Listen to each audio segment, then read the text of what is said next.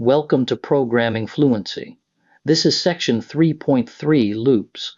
So far your programs run each line once from top to bottom. In this video you learn how to make a program repeat a block of code. C gives you three kinds of loop: for, while, and do while. Let's begin. Now we turn to loops. A loop repeats a block of code, checking a condition each time to decide whether to keep going or stop. Let's see the three kinds C gives you, and when to reach for each one. This is the plan for this video. First, we look at why we need loops at all. A loop lets you repeat a block of code instead of copying it over and over. Next, you meet the while loop. It checks the condition first, and then repeats the body as long as that condition stays true. Then we look at the for loop. It packs the setup, the condition, and the update into one line, which makes counting compact and easy to read. After that, you learn the do while loop. It runs the body once first, and only then checks the condition. Finally, we cover how to choose the right loop, and how to avoid two classic mistakes: the infinite loop and the off by one error. Why do we need loops? Suppose you need to print the numbers 1 through 10. With what you know so far, you would write 10 separate print statements. Now suppose you need 1 through 1000, or the count is not fixed and you keep going until some condition is met. 10 print statements will not scale. You need a way to tell the computer, repeat this block of code. That is exactly what a loop does. It runs a block again and again, checking a condition each time. The while loop is the simplest one. It checks a condition before each pass through the loop. If the condition is true, the body runs. If it is false, the loop ends. This definition sums it up. A while loop evaluates a condition before each iteration. In C, true means non-zero and false means 0. Because the check comes first, the body may run 0 or more times. This is a while loop that counts to 5. The variable count starts at 1. The condition is count less than or equal to 5.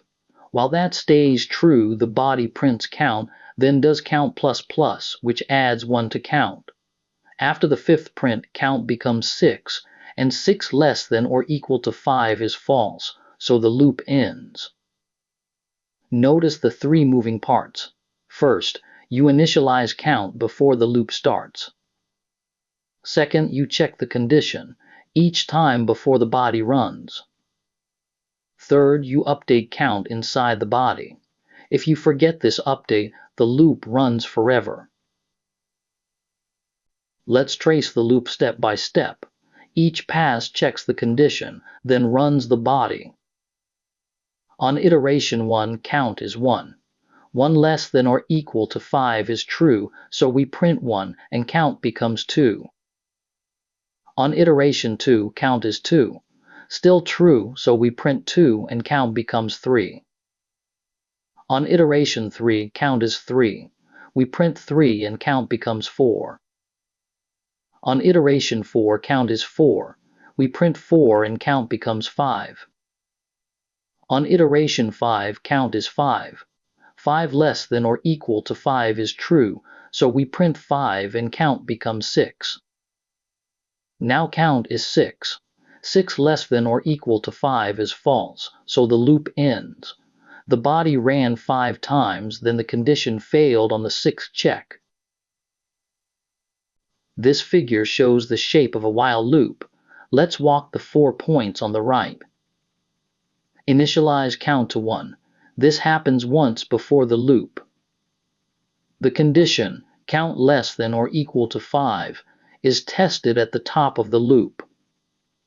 When the condition is true, the body runs and count is updated. Then the arrow loops back to the condition. That back arrow is what makes it a loop. When the condition is false, the false arrow leads out of the loop. That false arrow is what stops it. The for loop packs the setup, the condition, and the update into a single line. It is the most common loop in C, especially for counting. A for loop has three parts in its header, separated by semicolons: the initialization, the condition, and the update. The initialization runs once. The condition is checked before each pass. The update runs after each pass, just before the next check. This is the same counting example, written as a for loop. Read the header left to right. I equals 1 is the initialization. I less than or equal to 5 is the condition. I plus plus is the update. The body just prints I. The output is identical to the while version. It prints 1 through 5. The difference is structural. In the for loop, the initialization, the condition, and the update all sit together in the header, instead of being scattered around the code. This figure shows the execution order of a for loop. Let's walk the three parts. Step 1 is the initialization, I equals 1. It happens exactly once before the loop starts. Step 2 is the condition, I less than or equal to 5. It is checked before each pass. If it is true, the body runs.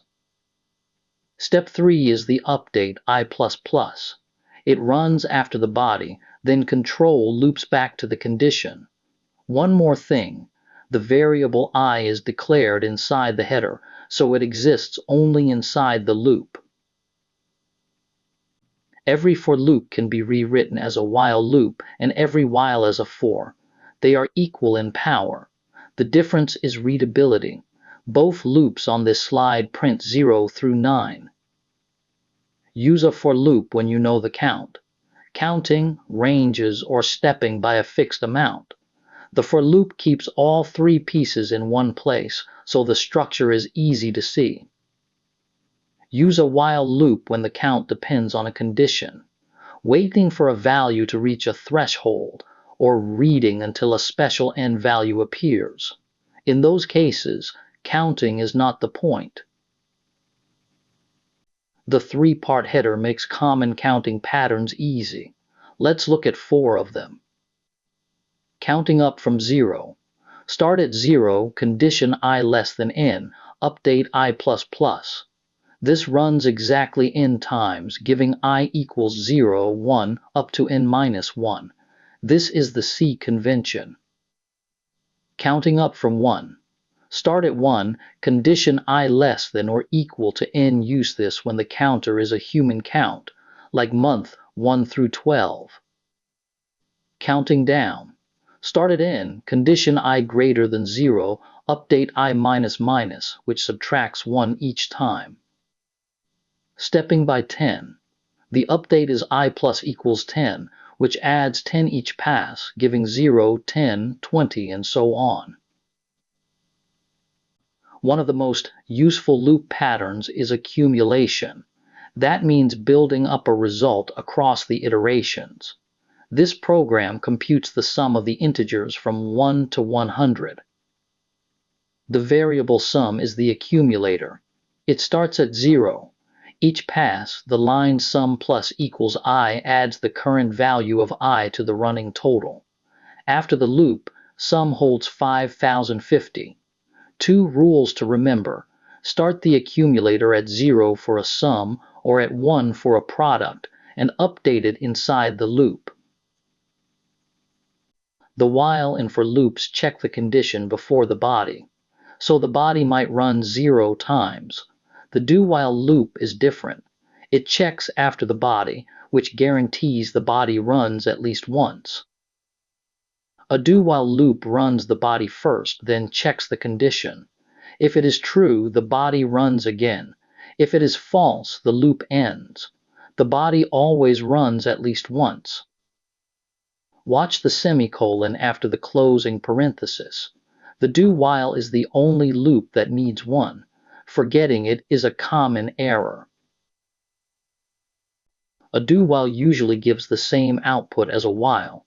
The difference shows up when the condition is initially false. Here count is 10. The while condition, 10 less than or equal to 5, is false right away, so the while body never runs. Then we reset count to 10, and the do while runs its body once, prints, and only then checks the condition. So the while body is skipped entirely. And the do while body runs once before the check. The only output is the do while line. This figure contrasts the two loops side by side. In the while loop, the decision comes first. The condition is at the top, so the body might be bypassed and run 0 times. In the do while loop, the body comes first, and the condition is below it. So the body always runs at least once before the first check. A good use is input validation, where you must ask the user once before you can check the answer. This table helps you choose the right loop for the job. Let's read it row by row. No number of iterations. Use a for loop. The counter lives in the header. Condition checked before each pass, where it may run 0 times. Use a while loop. The body must run at least once. Use a do while loop, because the check happens after the body. Counting through a range. Use a for loop, since the init, condition, and update sit in one line. Waiting for a condition to change. Use a while loop. No counter is needed. In practice, for is the most common. Use do while rarely, mostly for input validation and menus. If a loop's condition never becomes false, the loop runs forever. This is called an infinite loop. The clearest example uses the constant one as the condition, while open paren 1 close paren. Since 1 is always true, the condition never fails. Programmers sometimes do this on purpose, together with break, to exit at a chosen moment.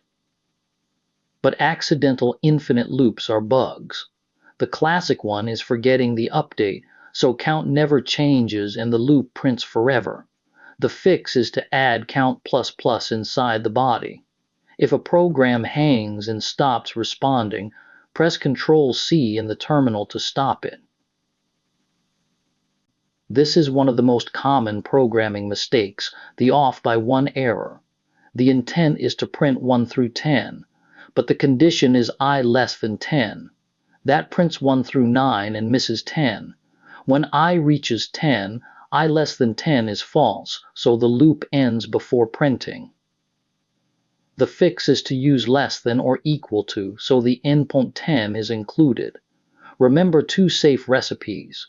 To count from 1 to n, use I equals 1, I less than or equal to n to run exactly n times. Use I equals 0, I less than n do not mix them. Let's recap. Loops let programs repeat code. C gives you 3, each suited to a different job. The while loop checks its condition before each pass, so the body may run 0 times. Use it when the number of passes depends on a condition.